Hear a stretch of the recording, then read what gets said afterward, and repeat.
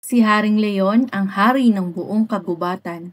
Lahat ng mga hayop ay kumikilala sa kanya. Magaling siyang mamuno. Siya ay malaki at matipuno. Kapag mayroon siyang ipinangako, tinutupad niya ito. Isang araw, namasyal siya sa gubat. Nakita niya ang isang kunehong takot na takot.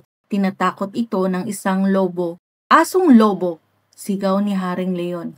"Tigilan mo ang pananakot mo kay kuneho. Maghanap ka ng malaki ring katulad mo." Sinamantala ni kuneho ang pagkakataon, kumaripas ito ng takbo.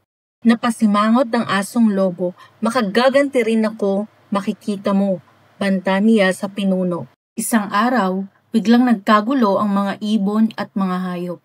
Hindi nila makita ang tubig sa lawa, kaya't dali-dali nagpunta silang lahat kay Haring Leon. "Haring Leon, Haring Leon," takot na sabi ng mga hayop, "puntahan po ninyo ang lawa, ang tubig ay nawala."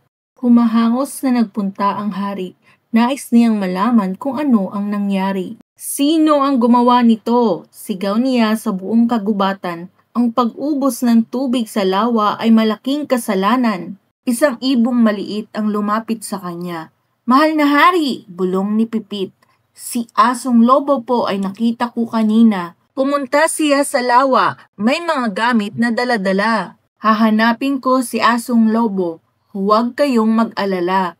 Ibabalik ko ang tubig sa lawa." At pinunto ni Haring Leon ang dulo ng lawa. Sa dulong iyon, nagulat siya sa kanyang nakita. Ang tubig ng lawa, pinipigilan ng sari-saring kahoy at tabla. May kahoy na malaki, may maliit, may maikli at may malapad. Pinipigil nito ang daloy ng tubig. Isa-isang hinila ni Haring Leon ang mga kahoy. Ilang sandali pa ay tagaktak na ang kanyang pawis. Itinulak niya ang ilang mga nakaharang na kahoy, kaya't maya-maya pa nagsimula na muling dumaloy ang tubig. Sandaling nagpahinga si Haring Leon, na pagod sa kanyang ginawa. Walang ano-ano'y may naramdaman siyang dumarating. Si Asong Lobo. Sa porma nito, tila siya ay dadambahin. Ngunit dahil malakas at mas malaki, madaling naitulak ng hari si Asong Lobo. Tuloy-tuloy na hulog sa lawa at sa isang iglap, tinangay si Asong Lobo ng agos.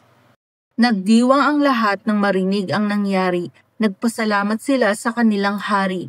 Mula noon ay umayos na ang daloy ng tubig. Ang mga hayop sa kagubatan ay namuhay na muli ng tahimik.